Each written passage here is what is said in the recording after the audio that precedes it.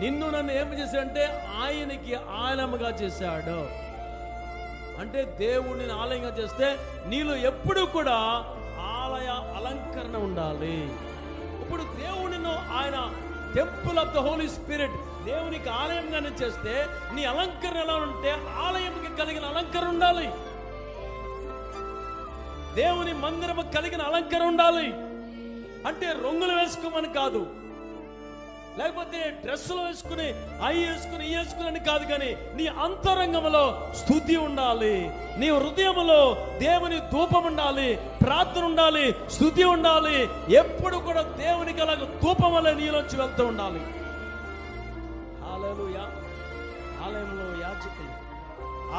యాజకులు ఉంటారు, ఆలయంలో స్తుతి చెప్పేవారు ఉంటారు, ఆలయంలో దేవుని బలులు అర్పించేవారు ఉంటారు. హల్లెలూయా. ఎప్పుడు కూడా నువ్వు దేవునికి ఆ విధంగా అర్పించేవాడు ఉండాలి.